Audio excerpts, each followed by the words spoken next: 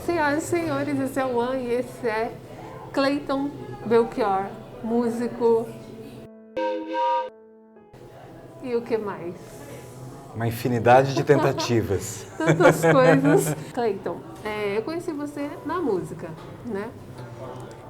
Cantando até com o nosso querido amigo Helder Vinhola. Clayton Belchior. E aí me chamou a atenção, Belchior, mas aí já associei automaticamente ao nosso querido músico Belchior. Tem alguma ligação? Não tem? Da onde que surgiu esse nome? Olha, Regiane, primeiro dizer que é um prazer estar aqui. Obrigado pelo convite, pelo espaço. É um espaço que a gente valoriza bastante, porque sempre tenta mostrar um pouco das pessoas, das artes, das expressões. Isso é muito válido. Mas, então, sobre o sobrenome, é o meu sobrenome, né, Belchior? Meu segundo sobrenome, Clayton Elias Belchior. E tem um desejo de parentesco, mas não tem parentesco, né? Eu queria que tivesse. Já fiz lá nossas buscas, mas não tem nenhuma relação assim não, a não ser a relação pela admiração da música, da arte que Belchior deixou pra gente, que é um legado incrível e que vez ou outra a gente faz questão de homenagear e de lembrar por conta da beleza, da relevância, da importância. E ele influenciou de alguma maneira, assim, a sua música? Quando que você conheceu? Que legal essa pergunta, porque é uma das histórias que eu mais gosto de contar. Tenho um irmão mais velho, que é o Douglas, né? Douglas Belchior, e que foi, na verdade, a primeira pessoa da minha casa que levou um violão, né, para dentro de casa. E isso foi lá em meados de 92, 93. Então, o meu irmão tocou violão por um período bem grande. E eu não, por mais que ele tentasse influenciar e estimular, eu não tive ali ainda uma identidade com o violão e com a música. Só depois, quando eu já estava com 18 anos, que eu tive a oportunidade de participar de uma banda, porque me ouviram cantar, acharam minha voz legal e me chamaram para cantar. E aí eu passei a exercer um pouco da arte da música, né? E eu sempre tive muita proximidade com o rap, com o hip hop brasileiro, que é uma paixão minha, hoje, né, além de tantos outros estilos, mas o hip hop sempre chamou minha atenção, porque eu sou da periferia, sou da quebrada, gosto da expressão das periferias.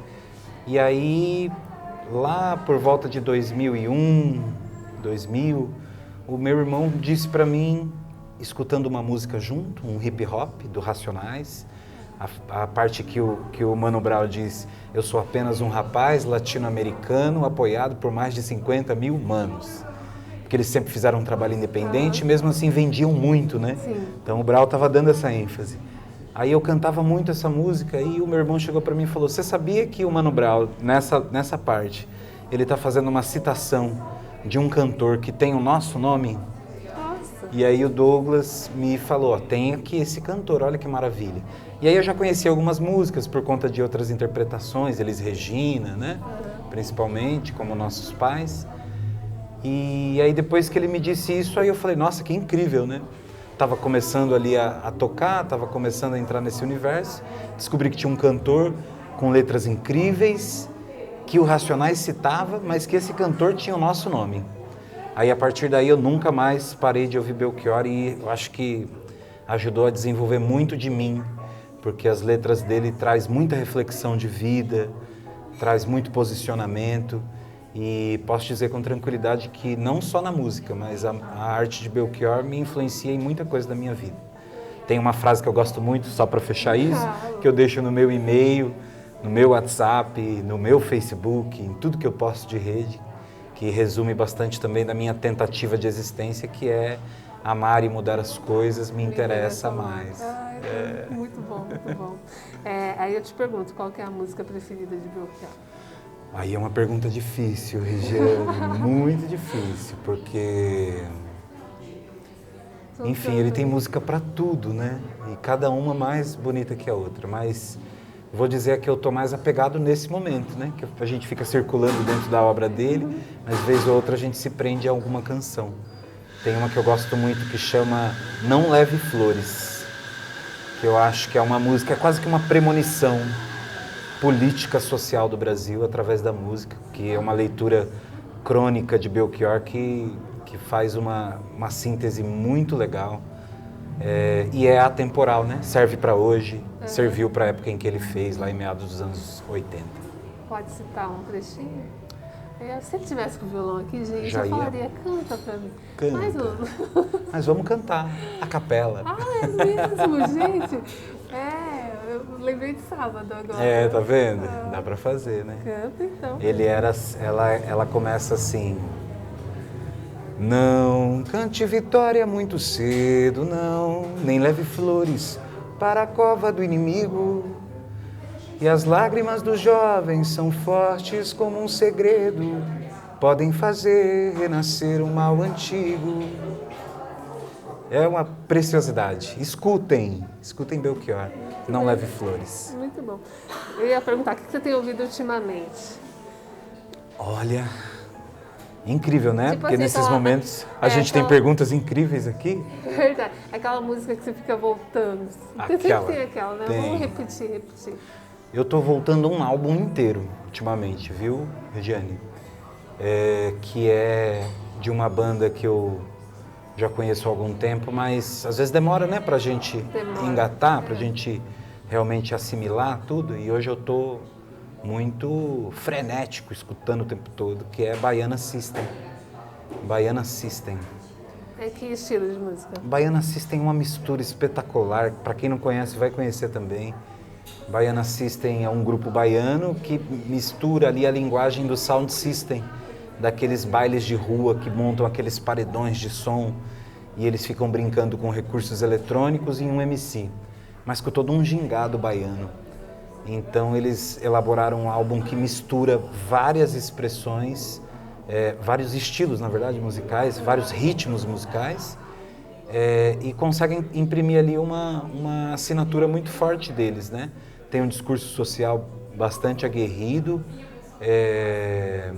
uma musicalidade surpreendente, justamente pela mistura do que tem de melhor da Bahia, da percussão, da guitarrinha baiana, de Dodô e Osmar, e mistura com sintetizadores, com a percussão baiana. Então isso traz uma mistura muito gostosa de ouvir. Assim, estou ouvindo sempre, porque é reflexivo, é muito animado, muito animado. E foi um dos últimos shows, se não o último, foi o último show que eu vi antes de ter decretado a pandemia no Brasil, já ainda no Carnaval de 2020. E desde então não paro de ouvir, há quase 2 anos. Como que foi a experiência sua com a política? Assim como né? Se candidatou, como que foi? Eu estive candidato nas eleições de 2020, mas costumo dizer que a política é a nossa vida, né, Regiane? Então, assim, o meu envolvimento com a política na prática mesmo, militando politicamente, vem desde os meus 14 anos, quando a gente montou, na escola em que eu estudei, de ensino fundamental e médio, Laci Lenski Lopes, em Poá, a gente montou um grêmio estudantil. E a partir do Grêmio Estudantil eu participei do movimento estudantil em nível estadual, participei da União Paulista de Estudantes por 2 anos. E desde então a gente, na minha cidade que é Poá, montamos a União Municipal dos Estudantes de Poá, o MEP, que hoje revive com outras pessoas, uma juventude linda e incrível. Um salve aí para o Alfredo, para o Renato, para o Mica, para a galera. E desde 2000 nós fundamos em Poá um núcleo de educação popular, que hoje é um núcleo da UNEAFRO Brasil, que é um movimento que a gente constrói já há 21 anos, o nosso núcleo em Poá. A UNEAFRO Brasil institucionalmente existe desde 2008 enfim, essa relação com a política, eu trago outro termo para sintetizar, que é essa militância social. A política partidária, a disputa da eleição, ela é apenas um capítulo de toda a luta que a gente tenta travar, desde que consolidamos esse grupo em Poá e que expandiu depois com a UNEAFRO Brasil. Então, estar envolvido na política, para mim, é como respirar. Eu não consigo ficar longe, eu não consigo não participar. Sinto que é um dever muito forte dentro de mim, de cada processo eleitoral, tentar sim incidir, se não sendo candidato, mas apontando para candidaturas, construindo candidaturas que a gente acredita, até porque essa máxima de que nenhum político presta e de que política não se discute, só favorece a quem já comanda a política do nosso país, né? Quanto mais o sistema nos convence de que a gente não tem que se envolver, mais eles nadam de braçada e pegam tudo para eles, que é isso que a gente infelizmente observa, não de hoje, mas observa aqui no país.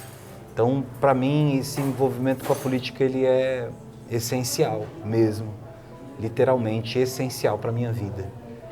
A política, para mim, é viver. Então, não consigo ficar longe, Rigério, não consigo. Quando eu canto, eu estou fazendo política. E quando eu estou fazendo política, eu também entendo que é uma forma de arte. Tem um texto muito legal que eu quero deixar a indicação para vocês, que é um dos textos que me conquistou para a vida política, para a militância social, que é um texto do Rubem Alves, que chama Sobre Política e Jardinagem.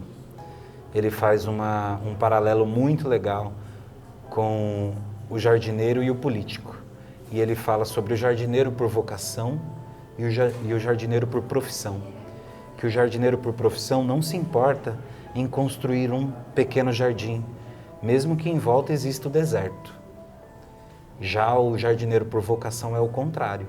Ele precisa, para sua existência e felicidade, que o jardim seja para todos, usufruído por todos e por todas.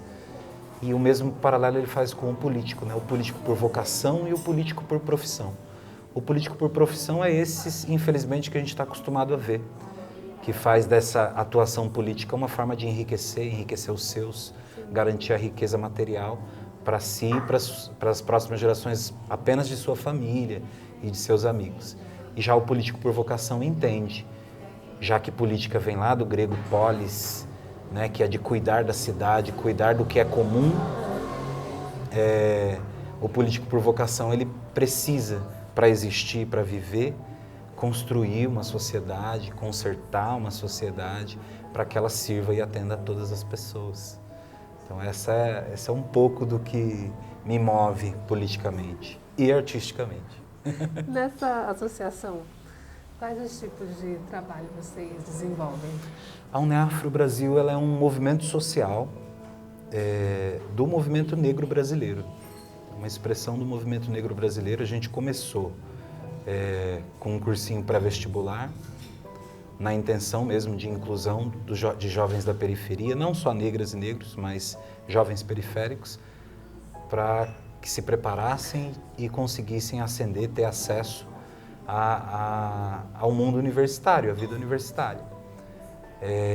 E a partir dessa tentativa de inserção dos jovens, a convivência comunitária nos finais de semana no nosso cursinho, no nosso núcleo, daí se derivou várias possibilidades de atuação do movimento. Então hoje a Uneafro Brasil tem mais de 40 núcleos espalhados por São Paulo, Bahia e Rio de Janeiro.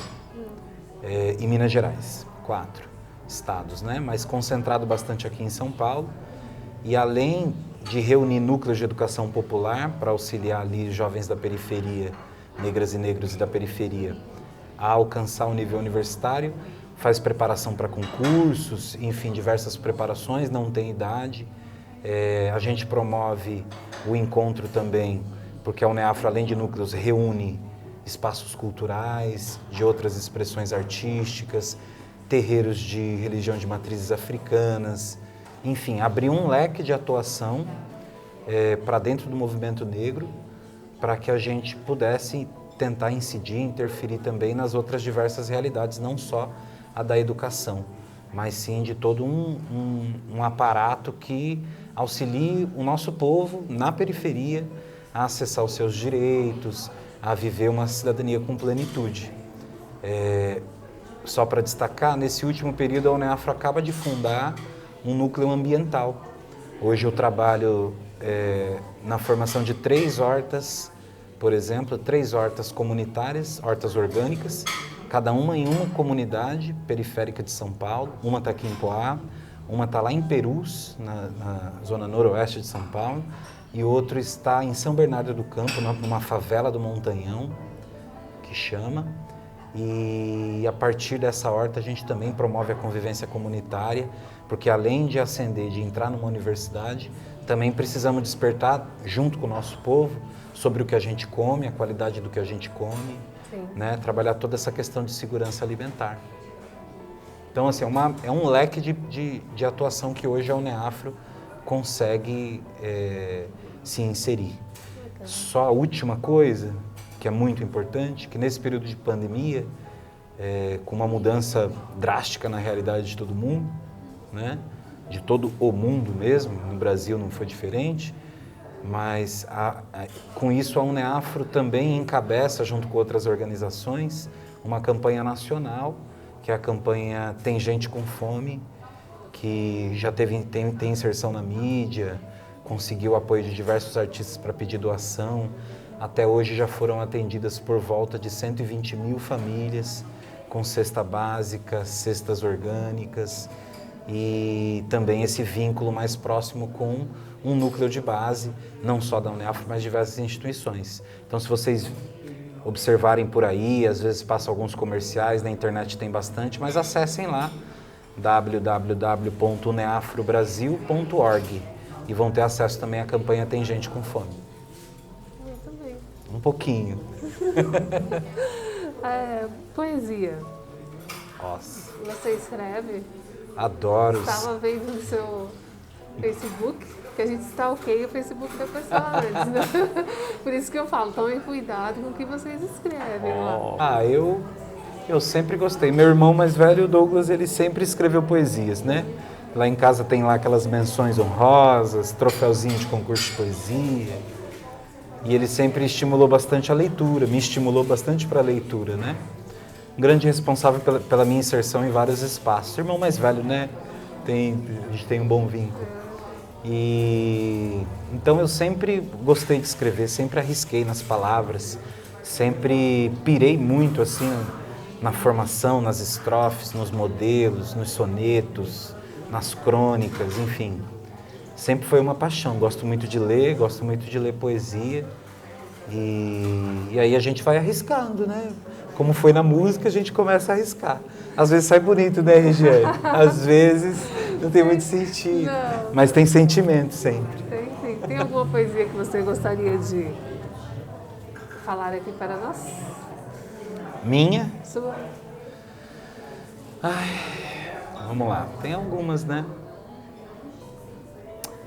Tem uma que eu gosto muito.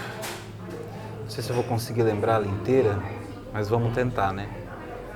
Uma que eu escrevi quando eu tinha 16 anos. Eu gosto dela porque talvez eu não concorde com tudo que ela diga hoje, mas naquele tempo eu concordava. E eu acho que é legal dar valor para isso, né? Porque a gente muda, né? As pessoas mudam, né? Mas é legal ficar registrado até para você ver de onde você veio, para onde você está indo, né? Ela era um questionamento geral quando eu perdi um amigo aos 16 anos, afogado, e foi muito triste. A gente mora na periferia, então vários males nos assolam, né? Mas aí perder um amigo afogado era uma coisa que não tinha passado por isso, foi muito ruim. E aí eu comecei a questionar tudo, céus e terras, e infernos, se existirem, né? E era mais ou menos assim. Vindo de ti me admiras, ó Senhor onipotente. Como aceitastes louvores, como aceitastes oferendas, velas e flores, enquanto por ti muitos se acomodam com suas dores. Aceitaria ver de perto, Senhor da bondade, tanta injustiça e mediocridade, tanta maldade e insanidade? Olhai quem tu chamas de filhos, homens e mulheres, o menino e a menina. Se nem ao menos olha, qual será sua rotina? Ora, Senhor da verdade, até que ponto és tu o poço de bondade, se permite seu filho morrer, matar e sofrer, enquanto aconchega-se num paraíso de nuvens e estrelas? Nossa, que profundo. Profundo. Assim, com 16 anos, profundo. Com dores. Com dores. Com muitas dores. Você compõe também? compôs? Tem uma música? Componho bastante. Compor canções eu componho bastante. Porque o violão vira ali uma companhia pra gente, né? Quando eu tô triste, quando eu tô feliz, em geral, em qualquer extremo, eu pego o violão. E aí acaba que ele me ajuda e facilita para escrever.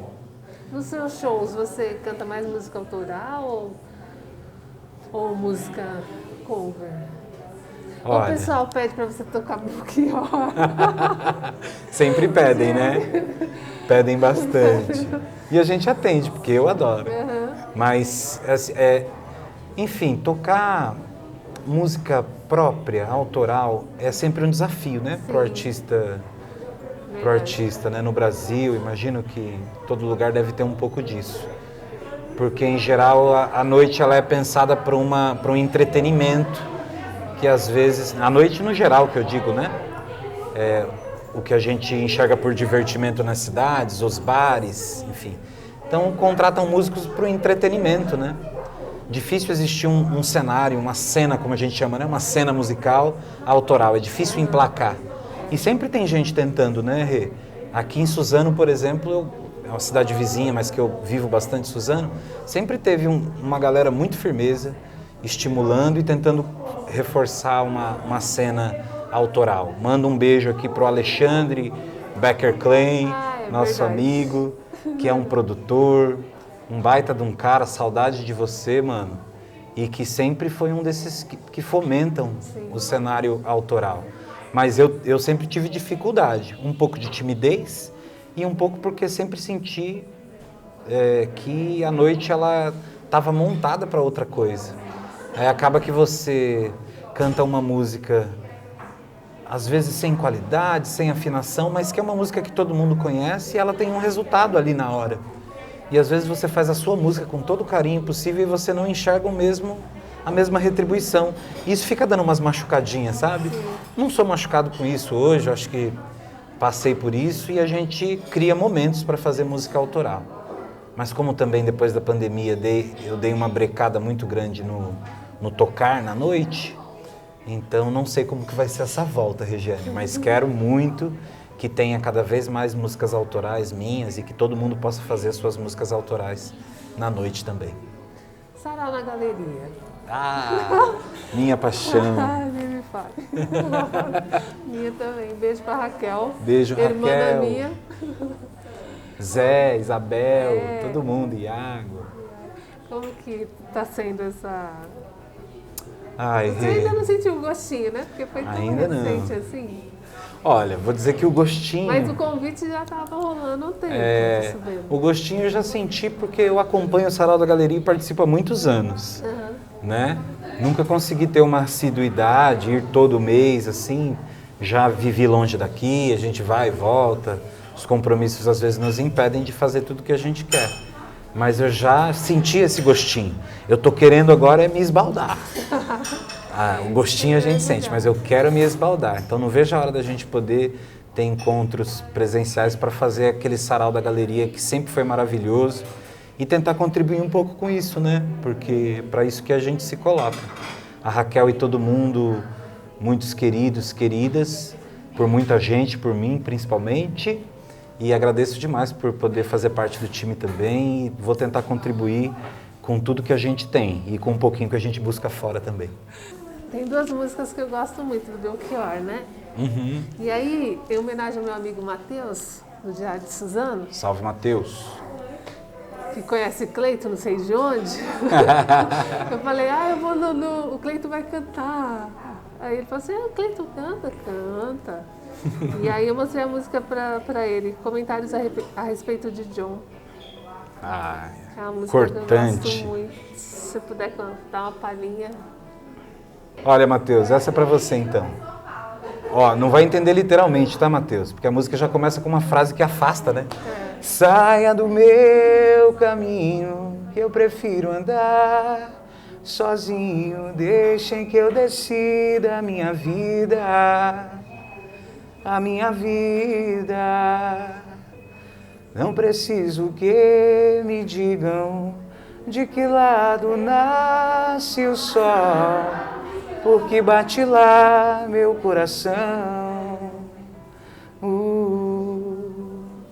Sonho e escrevo em letras grandes de novo pelos muros do país. John, o tempo andou mexendo com a gente, sim. John, eu não esqueço. A felicidade é uma arma quente, quente, quente. Ei, Matheus, pra você. É uma arma quente? Demais, não é? Ela corta, ela queima, ela te modifica, ela te remolda. Acho que felicidade é revigorante, refundadora. Felicidade é despertar, é sempre quente. Sempre quente.